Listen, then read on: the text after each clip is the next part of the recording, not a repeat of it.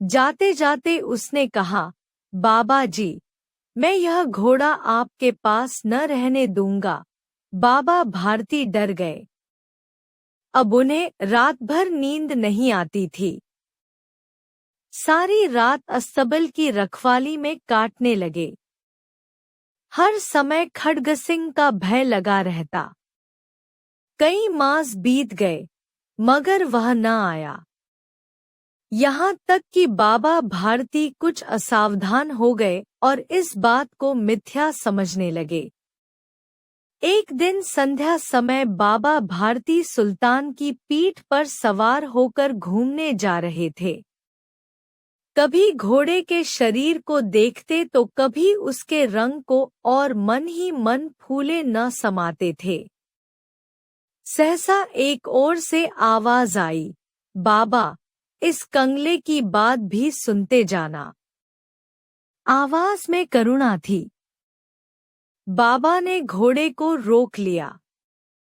देखा, एक बीमार बूढ़ा आदमी वृक्ष की छाया में पड़ा कराह रहा है।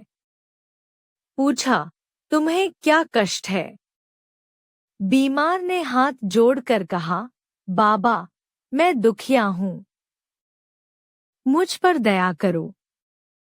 मेरा गांव यहाँ से 3 मील दूर है। मेरा वहां पहुंचना बहुत जरूरी है।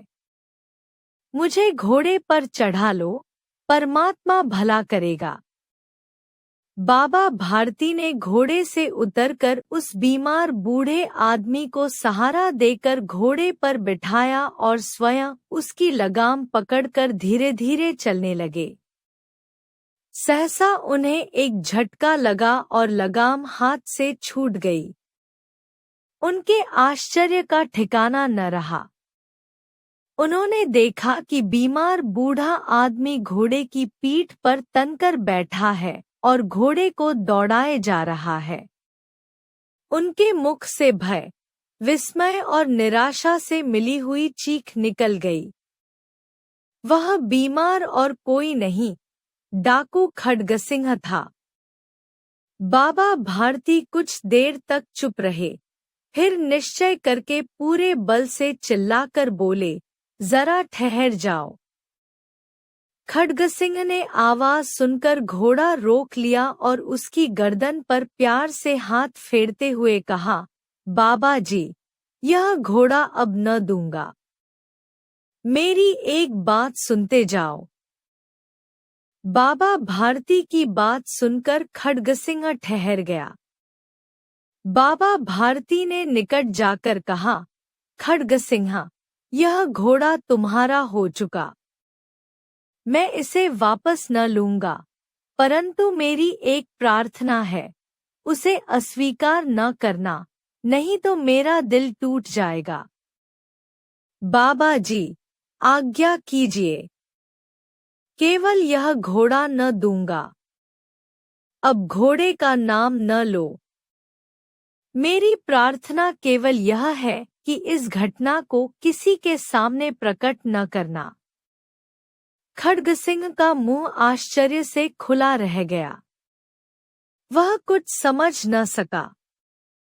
हारकर उसने पूछा, बाबा जी, इसमें आपको क्या डर है?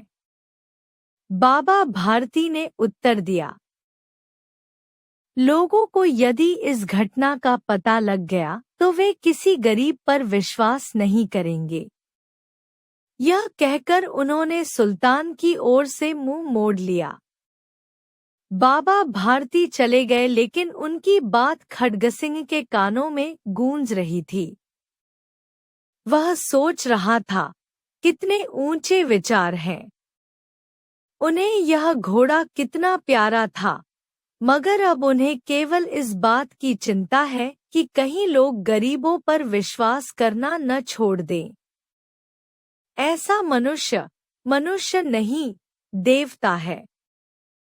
खड्गसिंह अंधकार में बाबा भारती के मंदिर में पहुंचा। चारों ओर सन्नाटा था। आकाश में तारे टिमटिमा रहे थे। थोड़ी दूरी पर गांव के कुत्ते भौंक रहे थे। खड्गसिंह सुल्तान की बाग पकड़े हुए धीरे धीरे अस्तबल के फाटक पर पहुंचा। फाटक खुला था। खड्गसिंह ने सुल्तान को उसके स्थान पर बांध दिया और बाहर निकलकर सावधानी से फाटक बंद कर दिया। उस समय उसकी आंखों में पश्चाताप के आंसू थे। रात को चौथा पहर आरंभ होते ही बाबा भारती ने अपनी कुटिया से बाहर निकलकर ठंडे जल में स्नान किया। फिर जैसे कोई स्वप्न में चल रहा हो, उनके पांव अपने आप अस्तबल की ओर बढ़ चले। लेकिन फाटक पर पहुंचकर उनको अपनी भूल का पता चला। वे वहीं रुक गए। घोड़े ने अपने स्वामी के कदमों की आहट को पहचान लिया और जोर से हिनहिनाया। बाबा भारती आश्चर्य और प्रसन्नता से दौड़ते हुए अंदर घुसे और अपने प्यारे घोड़े के गले से लिपटकर इस प्रकार रोने लगे मानो कोई पिता बहुत दिन से बिछड़े हुए पुत्र से मिल रहा हो। बार बार उसकी पीठ पर हाथ फेरते, बार बार उसके मुंह पर थपकियां देते। फिर संतोष से बोले, अब कोई गरीबों की सहायता से मुंह न मोड़ेगा।